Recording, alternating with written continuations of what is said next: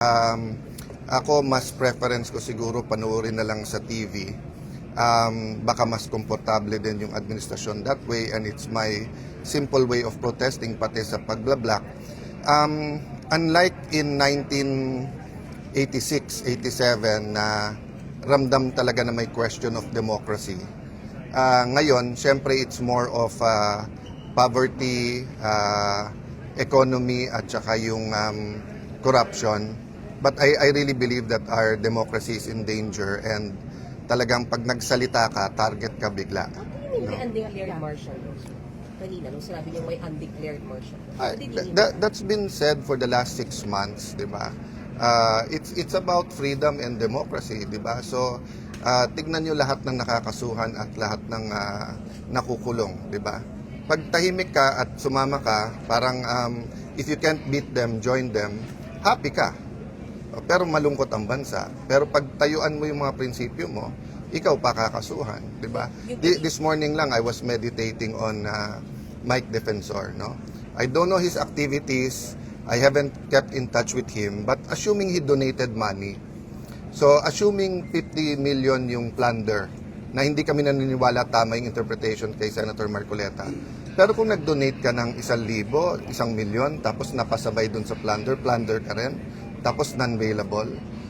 Bantayan nyo yung mga kaso. Pag medyo kumampi, etc., hindi mo sure kung ifa-file o kaya bailable.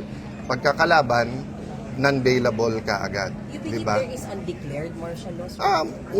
Kung hindi man, we're nearing that. Diba? Kung vlogger ka, nakakampi, wala naman cyber libel, wala namang warrant ka agad. Pagkakalabang ka, nandyan na kaagad. Diba? You also ask your editors, your owners of the networks, yung pressures kung meron o wala, kayo makakasagot niyan. Pero sa business at sa politika, even sa religious leaders, mga nakakausap ko, na nakikita at nararamdaman nila, na sana hindi. So one big assurance is, paulit-ulit sabihin ng Malacanang na may election sa 2028, walang tsa-tsa, hindi i-abolish ang Senado. No? And one way to ensure that is yung numbers. To say na 2/3 is really 16. Kasi nagsimula yan sa 12:13 eh. Diba? Tapos ngayon, first few days sinabi nga 16. But then may mga gumagalaw na questionin nyo na sa Supreme Court, o kaya tignan natin, o kaya agahan natin yung pag ano nito. No? So, it's dangerous times. Sir, araw-araw may post may tweet si Ganun Senator niya ako Lacson. kamahal. Na paggising sa umaga, ako naalala niya. From May 11, when I took the job, I knew that many persecution will be coming my way. Hindi ko lang na-expect it's through a senior senator na maraming bilib sa investigation skills. But ongoing, at everyday naman, what you call this, may konti siyang amendment, etc. But like yung sinabi niya today, hindi ko alam saan nanggaling yon. I'm not the secretary of DPWH. I'm not the regional director. I'm not an engineer, di ba? So, but of course, taga-tagig ako. So, as much as I can, binabantayan ko. It's on the record. I never said certain things that he says I'm saying or doing. But pag may nabubuko kaming mali, kayo, di ba nakita niyo yung nung mag-isa akong naghihiring halos dito dun sa bridge na bumaksak sa Isabela.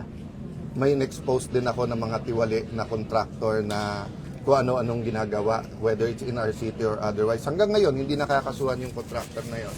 No? So, marami kaming nakalaban sa Taguig, maraming natanggal, whether sa local government, sa national government, contractor. So, maaaring yun yung mga nagsusumbong. So, i-verify lang nila mabuti. Pero harapin namin yon. Wala naman kaming choice kundi harapin yon. Ang hinihingi lang naman namin is that makita nung tao yung bigger picture na kung sinong nag-iimbestiga, kung sinong nag-criticize, biglang sila yung gustong imbestigahan. Hindi naman natin inaatrasan yan, pero hindi dapat ang ma-single out, di ba? So, ang dami, may mahaba ako listahan ng mga pwedeng tignan. So, having said that, let's finish the SONA, the contra SONA, then we'll have all the time for both the impeachment and allegations of corruption. But harapin natin yan. May insertion daw po kayo na more than 6 billion pesos sa 2025 budget. Kapag ka minority, insertion. Pag majority, amendment. Di ba? Pagka majority, pwedeng lahat ng senador may amendment and sasagutin ko sa tamang forum at panahon kahit sa harap nyo. But I want na ilatag niya yung ano ba talaga ang sinasabi niya, magkano, saan, etc. So, ang sinasabi niya ba, basta't nasa budget at nasa tagig, ako na naglagay nun. Walang ibang officials from the cabinet to, di ba? Hindi mo masasagot yung allegation nang hindi buo eh. So, halimbawa, di ba yung sinabi? Pag sinabing mainstream media, maraming bayaran. Hindi ba unfair sa inyong lahat yun? Hindi ba unfair sa lahat, pati sa mga, ano yun, di ba? So, sabihin mo, sino, paano, magkano, para masagot mo. Di ba? So, din po siya sa tweet na yung mga projects na nabayaran ng alin project nga yun? Alin project yun? So, pag sinabi kong may radyo, Nympha, matanda na tayo. Walang allegation na sinasagot na hindi mo alam kung ano yung allegation. Di ba? So, pag sinabi kong meron dyan, radio anchor, o anchor sa TV, o may vlogger dyan, nabigyan, may PR, sasagutin mo.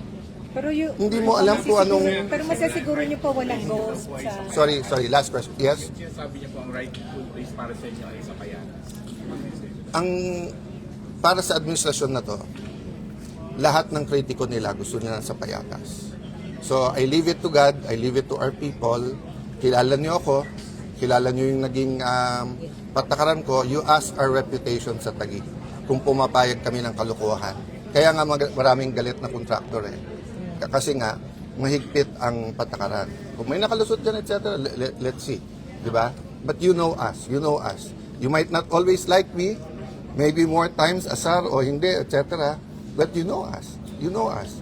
And people know us. Diba? Pero sa sinabi niya na walang ghost project sa Sabi ko, to my knowledge, walang ghost project. It takes parati. I've said that again and again. Nung sinabi nilang Diskaya, sabi ko, lahat imbestigahan. Pasig, Baguio, buong Pilipinas. 1 year na, wala pang report. Tapos after 1 year, biglang Taguig. Diba? So, hindi kami pwedeng tumahimik. Kung ano intensyon para kami manahimik, sorry. Okay. Thank you.